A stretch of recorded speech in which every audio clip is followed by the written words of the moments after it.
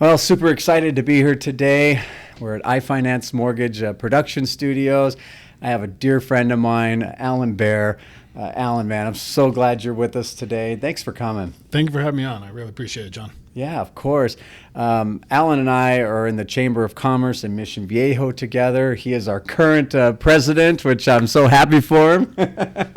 Doing a great job already. And Allan has I guess the best way to put it is a really interesting story that I find interesting. I know you will too.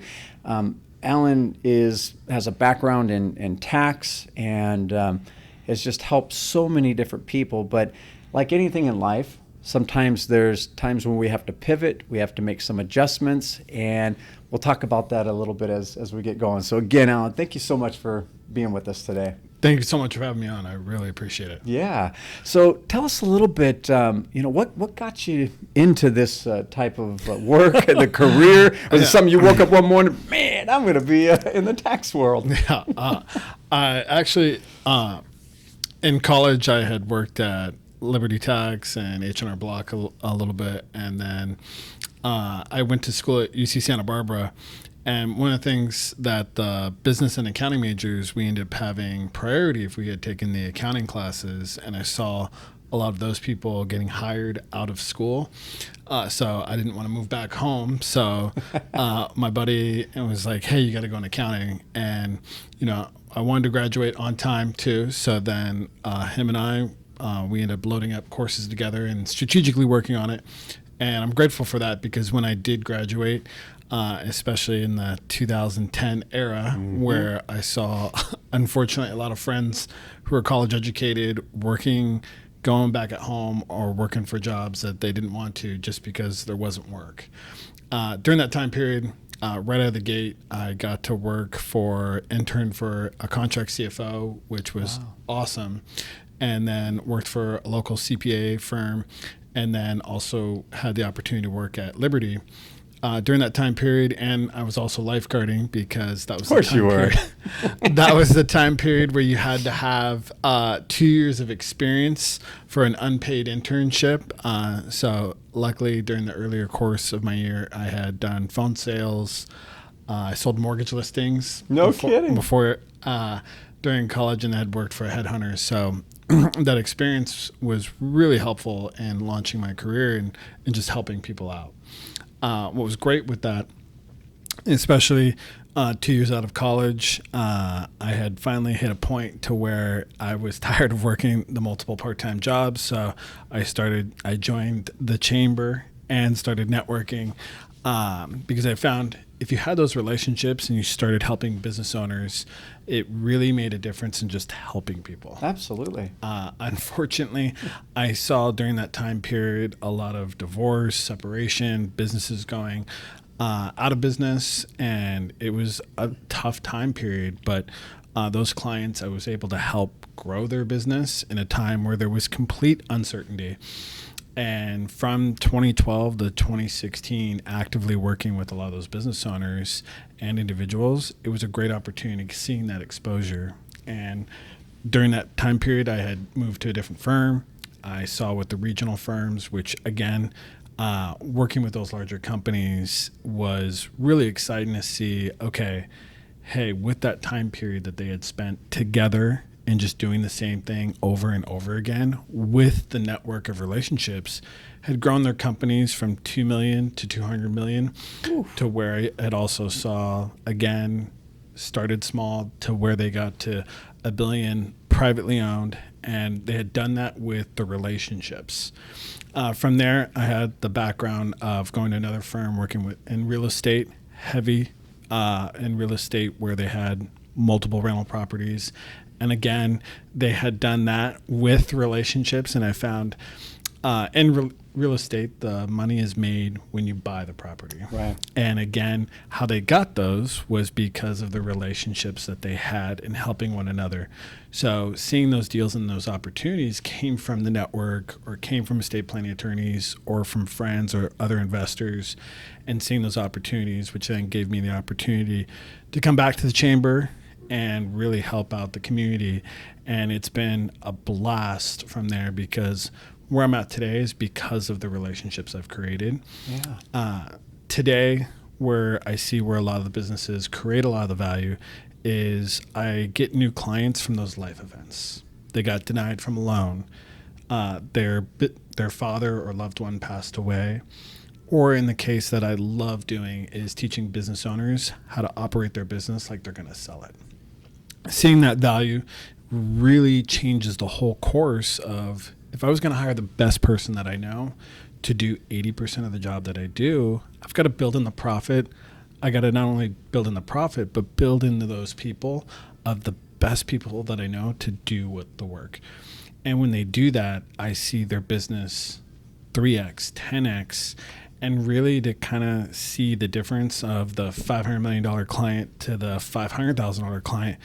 They stick to their strengths, and I love that because in every business, you really need three people.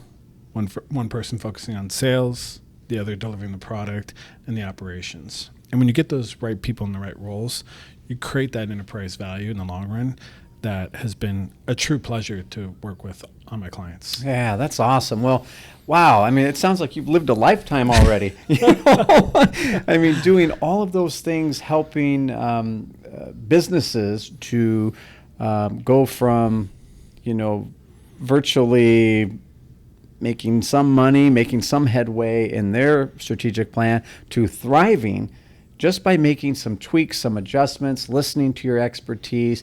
And maybe just for my own knowledge, just to clarify a little bit, is your focus small businesses? Is that, or do you also take into consideration large corporations? Or? Yes, I've got the resources and tools to help those mid-market businesses. I love getting them at that 50 million phase because there's less usually cooks in the kitchen. Right. And then, of course, helping them grow to that 100, 200 million because then I know that there's usually a mess.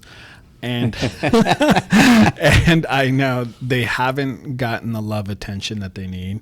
And so within the engagement, I can really dive in deep, and they're open to the advice. As they get a little larger, there's certain parts where you're focused on, and because I'm not engaged in that part, it's a little bit more, takes a little bit more strategies, but once you help that client grow, you usually have a client for life during that sales period. So and they're, correct me if I'm wrong, they're going to tell everybody, correct. Wow, look what happened. Look at the transformation. You got to use this guy, right? Power of referrals and testimonials that way. That's awesome. You initially were speaking about kind of how you got into the business. So now, how long from the time you got in to now, how long has that been? Yeah, it's been a little, 15 years now. 15. So it's been a wild ride, especially in writing that 08, 9, and 10 recession and in seeing that and also growing from it. And I've taken a lot of those life lessons and I've implemented to the core business to helping the clients out today. Yeah, that's amazing. And what's interesting, and we'll come back to some of the maybe what it takes to, from a mindset perspective, to get from where you were starting to where you are now. But sometimes in life we have to pivot. We have to make adjustments, or sometimes adjustments come to us, and now it's balls in our court. I understand recently you had to make a pivot in your career, and can you talk a little bit about that? Just tell us what's happened. One of the things that I now have that I didn't have before is I have now a lot of the tools and resources to handle more of the clients the way I want to, strategically tied with some of the CPA referral partners. And so I'm grateful to have Bear Advisors and Tax as a tool to use that to help my clients, both in the startup phase to the more complex. So I'm very excited behind that because I'm able to do more with the relationships that I have, and then also help more of those business owners similar to that. So it's been a great tool where I see a lot of businesses transitioning or exiting out of their current position or part that I really love, transitioning it down to the employees or to the other family members. Oh, that's awesome. Well, it's being a business owner today. It's it's one thing to work for a business, and you have obviously certain responsibilities there. But now, when you own a business, when you are the business owner, can you speak to what kind of a mindset it takes to be a business owner and to be successful? Yeah, I think a part that everyone kind of looks at is that they focus on their weaknesses, but not their strengths. Mm-hmm. And what I've seen over and over and over again from my clients and the businesses that have done very well, they look at, hey, I'm not great at doing this. I need to bring these people in and focus on your strengths, because even for myself, I am not doing it by myself. I've got other strategic partners and strategic relationships that are helping me out in my key parts. And I kind of joke about it. It can be me versus the world, and I'm going to lose every time. But if I make it me with my community, with my church, with the fellowship, with the group of people, it doesn't always unfold maybe the way I want it to, but it unfolds far greater than I could have ever done by myself. Mm-hmm. And so focusing that I don't have to have all the answers, because there's always been somebody else that's been through it. So within that community and that support, it's done very well over the last last 5 years. And I could see that going again in the future with that same mindset. Yeah. That's a winner mentality right there. And it's interesting when I transitioned into real estate and into the mortgage business several years ago. I was used to working for companies and no problem, W-2. You go, you do your work, you come home. And when I finally became self-employed, and realized, hey, I'm not getting a paycheck unless I go out and work, roll up my sleeves, and let's get to work. Build those relationships that you talked about. Build up your relationship capital. And, as a business owner, you look at things a different way. You work hard, but your strategic goals can be a little different. And now I look at where we're at now. We have a beautiful office.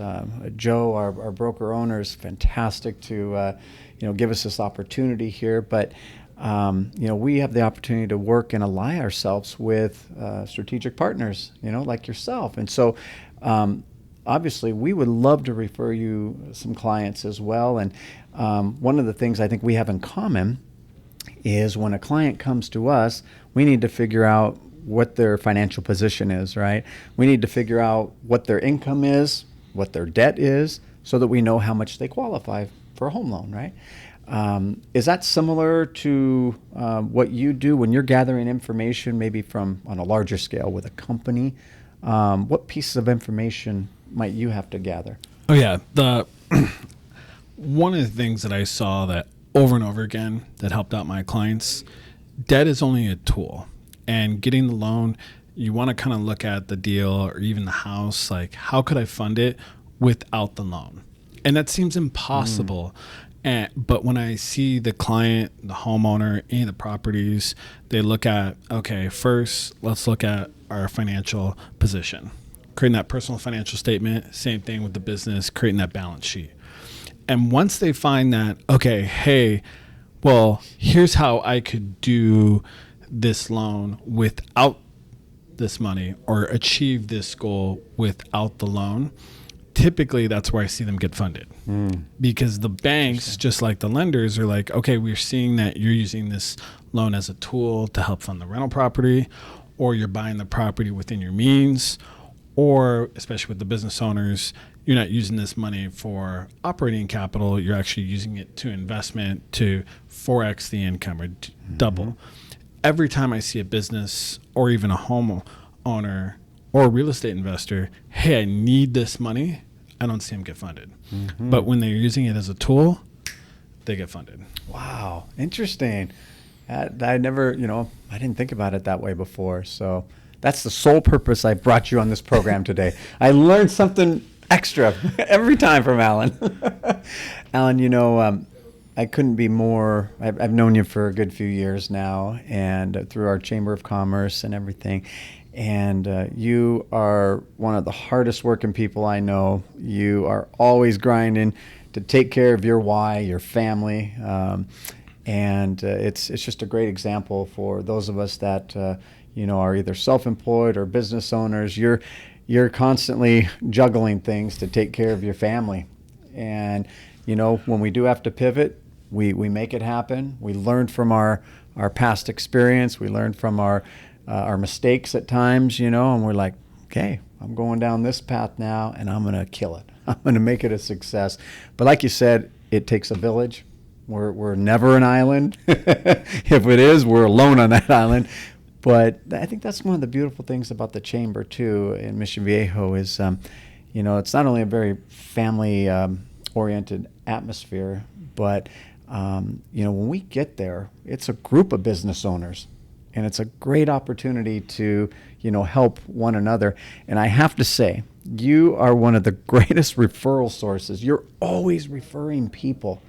And when you think about that, what benefit has that created for you by you being a tremendous referral source to others?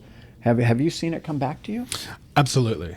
One of the things that I've seen over and over again, your competitors can be sometimes your best referral partners.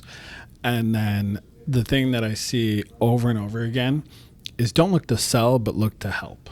So helping the clients, I have found opportunities to, hey, you need to take a look at your insurance, your estate, your retirement, other opportunities for things I never would have thought possible. Hey, we're looking to buy a new car. And one of the things that's helped me over and over and over again, and I actually had learned from a loan broker, is, try to do it 3 times a day, every day. Talk to your clients or customers. Hey, what do you need help with? And they'll tell you. And especially if you take that genuine care. And then what ends up happening is you end up following up with them at least quarterly, if not semi-annually. So twice a year, there's that touch point. Create a list of 50 people that are your best clients, 50 people that are your best referral partners, and then 50 people that you want to do work with. Because of that, that's led to new opportunities that I never would have gotten help for from, referring an auto broker or referring an estate planning attorney or referring financial planners. So those relationships come back to me by making my referral partners successful. Yeah, wow, I've seen that happen as you stand up at the Chamber and offer referrals. I've heard you say too, hey, people have referred. Thank you so much for your business. So that's wonderful. And maybe just a last point is dealing with social media, the impact of social media on one's business or one's opportunity to grow the business. I know you're very, very active on LinkedIn. I try to be as well. What advice would you give to maybe a business owner who's not on LinkedIn or not on social media to promote their business? How do you think we could help them? Oh yeah, the basic one that I've seen over and over again, and this helped actually during COVID, where some people I didn't even know they were open. So, and that's the crazy thing is we get in the midst of I'm too busy. But when you're out of sight, you're out of mind. Ooh, that's good. So I highly recommend never say I'm too busy. And a great way to start is just, the basics. Hey, is your Google, Yelp, is your website up to date to where people can schedule a time to book a meeting with you? Because you can kind of see what happens too is their sales process could bury them. And I see it over again where business owners will invest in the social media. They get the calls, but no one picks up the phone. So then they're like, the social media didn't work. But for a lot of the scary thing is for a lot of new businesses or existing businesses, they can't handle the new clients. So they've got to improve their internal structure. And, are they charging for profit? or I see a client classification needs to be done. Hey, our client that we're thinking that makes us the most money is actually costing us.